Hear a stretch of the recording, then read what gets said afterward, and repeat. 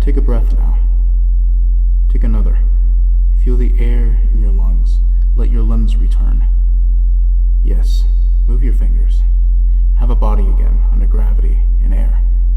Respawn in the long dream. There you are. Your body touching the universe again at every point, as though you were separate things. As though we were separate things. Who are we? Once we recalled the spirit of the mountain. Father Sun, Mother Moon, ancestral spirits, animal spirits, jinn, ghosts, the Green Man, then gods, demons, angels, poltergeists, aliens, extraterrestrials, leptons, quarks. The words change. We do not change. We are the universe. We are everything you think isn't you. They're looking at us now, through your skin and through your eyes. Why does the universe touch your skin and throw a light on you? To see you, Blair. To know you, and to be known. I shall tell you a story.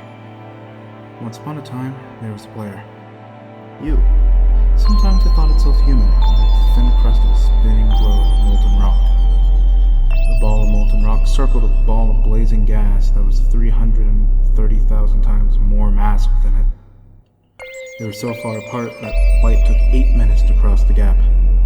The light was information from a star, and it could burn your skin from 150 million kilometers away.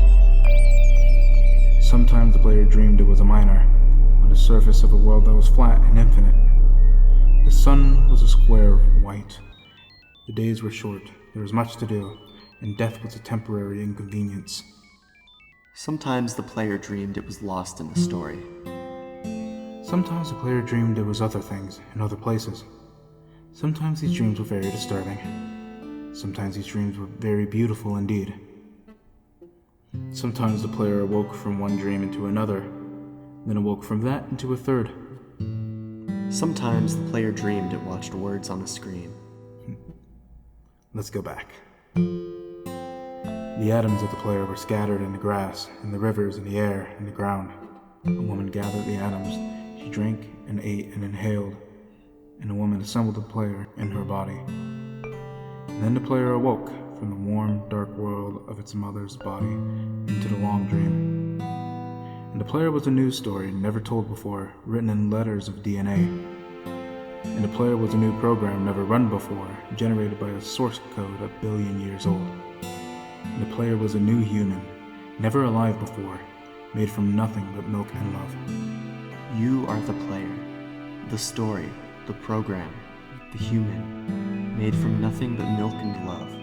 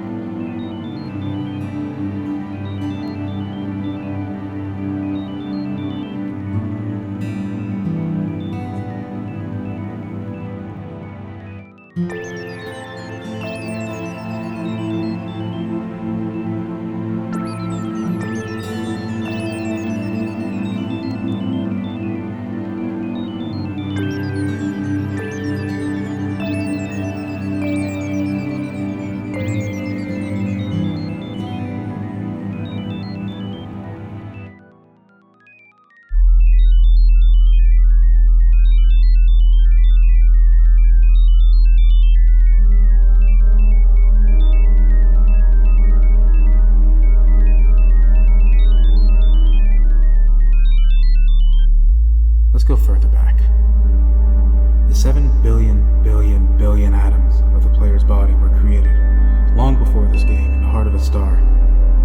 So the player too is information from a star.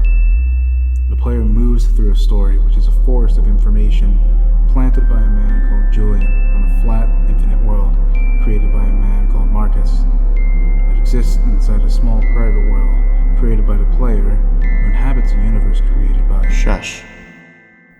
Sometimes the player created a small private world that was soft and warm and simple. Sometimes hard and cold and complicated. Sometimes it built a model of the universe in its head, flecks of energy moving through vast empty spaces. Sometimes it called those flecks electrons and protons. Sometimes it called them planets and stars. Sometimes it believed it was in a universe that was made of energy, that was made of offs and ons, zeros and ones, lines of code. Sometimes it believed it was playing a game. Sometimes it believed it was reading words on a screen. You are the player, reading words. Shush.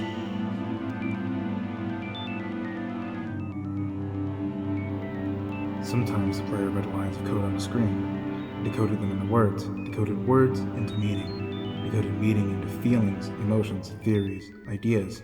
The player began to breathe faster and deeper and realized it was alive. It was alive. Those 1,000 deaths had not been real. The player was alive. You are alive. And sometimes the player believed the universe had spoken to it through the sunlight that came through the shuffling leaves of summer trees. And sometimes the player believed the universe had spoken to it through the light that fell from the crisp night sky of winter, where a fleck of light in the corner of the player's eye might be a star 1,000,000 times as massive as the sun, boiling its planets to plasma in order to be visible for a moment to the player, walking home at the far side of the universe, suddenly smelling food almost at the familiar door, about to dream again. And sometimes the player believed the universe had spoken to it through the zeros and ones, through the electricity of the world, through the scrolling words on a screen at the end of a dream. And the universe said, I love you. And the universe said, you have played the game well. And the universe said, everything you need is within you. And the universe said, you are stronger than you know. And the universe said, you are the daylight. And the universe said, you are the night. And the universe said, the darkness you fight is within you. And the universe said, the light you seek is within you. And the universe said, you are not alone. And the universe said, you are not separate from every other thing. And the universe said, you are the universe tasting itself, talking to itself, reading its own code. And the universe said, I love you, because you are love. And the game was over, and the player woke up from the dream. And the player began a new dream. And the player dreamed again, dreamed better. And the player was the universe. And the player was love. You are the player. Wake up.